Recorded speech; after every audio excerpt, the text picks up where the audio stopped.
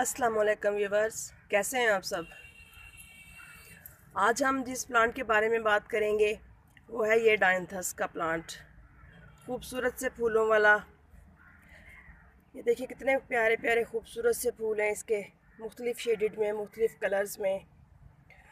बहुत ही प्यारा नज़र आने वाला ये प्लांट आपके गार्डन के जिस कोने में भी पड़ा हो, यूँ बाहर सी नज़र आ रही होती है उस कोने में। मुझे तो इसके फूल बहुत ही प्यारे लगते हैं। बहुत से कलर्स में इसके फूल आते हैं, बहुत ज़्यादा वैरायटी है इसमें। पिछले साल मेरे पास ज़्यादा वैरायटी थी, बट गर्मी की शिद्दत में वो बचा ना सकी, तो मेरे प्लांट डेड हो गए। ये फिर मैंने दिसंबर में दोबारा मंगवाए थे। तो छोटे छोटे से पॉट्स में लगे हुए थे, तकरीबन 4 इंच के पॉट में और 5 इंच के पॉट में थे ये दोनों प्लांट। तो ग्रोथ इनकी अच्छी हो रही थी। तो फिर ना यूँ कंडस्टेड हो गए थे गमलों में, तो मैंने यूँ चेंज कर दिए गमले, और ये एक 10 इंच के गमले में लगा लिया और एक मैंने ये 8 इंच के गमले में लगाया। तो अब माशाल्लाह देखिए मेरे प्लांट्स की ग्रोथ अच्छी चल रही है। बहुत अच्छा और बहुत हार्डी प्लांट है एक तरह से। ये आपके पास 2-3 साल तक भी चल सकता है, बस थोड़ी सी केयर ज़्यादा करना पड़ती है इसकी। तो बात करें इसकी केयर, लोकेशन और फर्टिलाइज़र के मुतालिक, तो ये प्लांट जो कि सर्दियों का प्लांट है, इसलिए इसको तकरीबन 6-7 घंटे की फुल सन की धूप चाहिए होती है। तो धूप में बहुत अच्छा ग्रोथ करता है, बहुत अच्छी ग्रोथ होती है इसकी, और फ्लावरिंग भी बहुत अच्छी होती है। तो बाकी वाटरिंग वगैरह इसकी जो है वो आप तमाम प्लांट्स की तरह देख लें, बहुत ज़्यादा पानी नहीं डालना। बस जब इसकी मिट्टी सूखे, यूँ हल्की सी सूखने के करीब हो, तो आप इसमें पानी डालें, अदरवाइज़ पानी मत डालें। और बहुत ज़्यादा इसकी मिट्टी को खुश्क साइड की पे भी नहीं लेके आना, क्योंकि ज़्यादा टाइम खुश्क रहने से भी इस प्लांट को प्रॉब्लम होती है।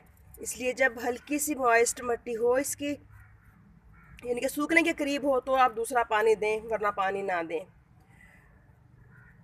और क्योंकि ये सर्दियों का प्लांट है, सर्दियों के शॉर्ट पीरियड में इसने फ्लावरिंग करना होती है, तो फर्टिलाइज़र वगैरह इस प्लांट को अच्छे चाहिए होते हैं। ड्रेनेज होल वगैरह इसका चेक करके तो फिर आप इस प्लांट को लगाएं।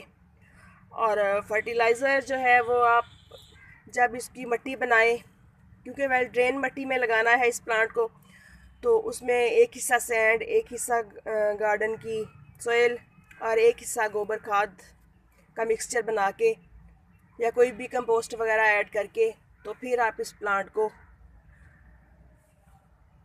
इनके प्लांटर करें। तो ऐसी मिट्टी में ये बहुत अच्छा चलता है। और तकरीबन 10-15 दिन के गैप से इसमें कोई ना कोई फर्टिलाइज़र डाल देना चाहिए। मसलन यानी कि आपने अगर डीएपी इसको दिया है, तो 10 से 15 दिन के वक्फे से कोई आप इसमें लिक्विड खाद डाल दें, जैसे बनाना पील वाला फर्टिलाइज़र हो गया, या मस्टर्ड केक वाला हो गया, या जैसे हम वो बनाते हैं फ्रूट्स और वेजिटेबल्स के पील्स को ग्राइंड करके, तो वो डिल्यूट करके वो वाला डालते हैं। मैं वो डाल देती हूँ इसमें 10-15 दिन के बाद। तो माशाल्लाह देखें ग्रोथ काफ़ी अच्छी चल रही है मेरे प्लांट की।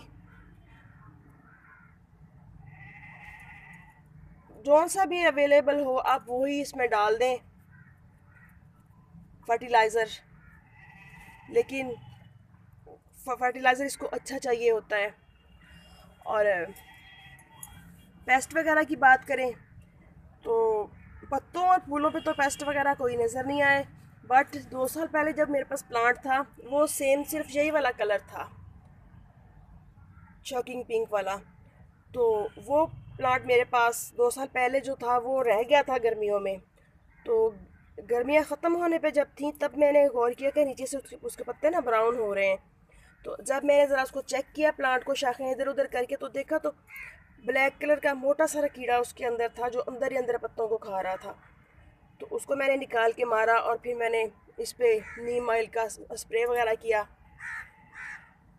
उसमें वो डाल के आप 1 चम्मच नीम ऑयल ले लें और उसमें चंद कतरे लिक्विड सोप के डाल लें और शेक करके उसको अच्छी तरह से तो इसको स्प्रे कर दें। तो ये प्लांट आपका बिल्कुल अच्छे से चलता रहता है और कोई प्रॉब्लम नहीं होता इसको। बहुत प्यारा नज़र आने वाला बहुत खूबसूरत सा प्लांट है ये, और हर नर्सरी से तकरीबन इजीली मिल जाता है। और इसके जो लाइट कलर्स होते हैं वो तो बहुत ही प्यारे लगते हैं। ये इसमें लाइट कलर है सही, बट ये देखें और वाइट सा है, बर्ड आ रही है। और इसकी जर्मिनेशन की बात करें तो ये प्लांट सीड से भी ग्रो कर जाता है, कटिंग से भी लग जाता है, और नीचे से इसके यूँ ये देखें आगे आगे ये शाखें निकलती रहती हैं। अगर ज़्यादा गमला भर गया तो सेंटर से आप अलग करके इसको 2 हिस्सों में डिवाइड करके तो अपने पास 2 प्लांटर भी बना सकते हैं। इस तरह से भी इसकी जर्मिनेशन हो जाती है। और जब इसके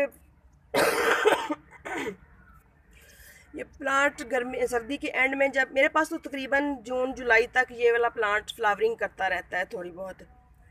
तो जब आप देखें कि गर्मी ज़्यादा होने की वजह से प्लांट बिल्कुल फ्लावर कम कर रहा है, तो आप इसको फिर यूँ यहाँ से पकड़ के यूँ तो 2 इंच छोड़ के कट कर दें। और प्लांट्स के झुंड में जहाँ पे गर्मी में हमने के प्लांट सेव किए हुए होते हैं, तो वहाँ पे झुंड में इसको रख के इसका ख़ास ख्याल करें ताकि इसको थोड़ी नमी मिल सके और माहौल ठंडा मिल सके। बाकी अपने इर्द गिर्द ये वाला प्लांट बहुत ज़्यादा नमी पसंद नहीं करता, क्योंकि ये एक फुल सन का प्लांट है, तो ह्यूमिडिटी इसको इतनी अच्छी नहीं लगती। और ज़्यादा फ्लावरिंग के लिए बेहतर है कि आप इसके डेड फ्लावर्स जो होते हैं, जैसे ये वाला देखें, ये वाला, तो इसको आप यूँ यहाँ से पिंच करते जाएं। यूँ डेड फ्लावर्स जितने भी हों उनको आप ऐसे पिंच करके करते जाएंगे तो इस प्लांट पे फ्लावरिंग बहुत ज़्यादा होगी। और जहाँ से एक फूल तोड़ेंगे वहाँ से तकरीबन 3-3 4-4 फूल फिर निकलते हैं न्यू बर्ड्स बन के, तो बहुत अच्छी ग्रोथ होती है। मैं साथ के साथ पिंचिंग करती रहती हूँ। तो ये देखें ये वाला प्लांट मेरा कैसे माशाल्लाह बर्ड से भरा हुआ है, ढेरों सारी बर्ड्स आई हुई हैं इस पे, ये देखें बहुत ज़्यादा। और ग्रोथ माशाल्लाह देखें कितनी अच्छी हो रही है, क्योंकि मैं जस्ट डीएपी की कभी डाल दूँ तो डाल दूँ, अदरवाइज़ मैं ऑर्गेनिक ही डालती रहती हूँ इन प्लांट्स में।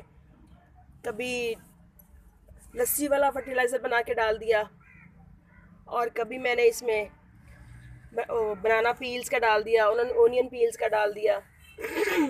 तो ऑर्गेनिक तरीके से प्लांट्स ज़्यादा अच्छी ग्रोथ करते हैं, बजाय इसके कि हम गैर फितरी तरीके से बाज़ार के फर्टिलाइज़र वगैरह डाल के तो अपने प्लांट्स को वक्ती तौर पे अच्छा कर लें, बाद में प्लांट फिर जल्दी डेड हो जाते हैं। तो इसलिए बेहतर है कि प्लांट्स की अच्छी ग्रोथ के लिए किचन का सहारा लिया जाए, क्योंकि किचन में से बहुत सी चीज़ें निकलती हैं जो हमारे प्लांट्स की ग्रोथ के लिए बहुत अच्छी होती हैं और वेस्ट होने से भी बच जाती हैं।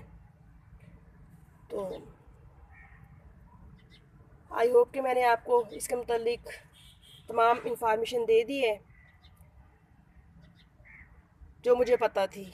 अगर कोई बात रह गई हो तो आप कमेंट में पूछ सकते हैं, कोई कन्फ्यूजन हो तो आप कमेंट करके बता सकते हैं। तो ओके फ्रेंड्स, फिर मिलते हैं नेक्स्ट वीडियो में नेक्स्ट टॉपिक के साथ। ओके, अल्लाह हाफिज़।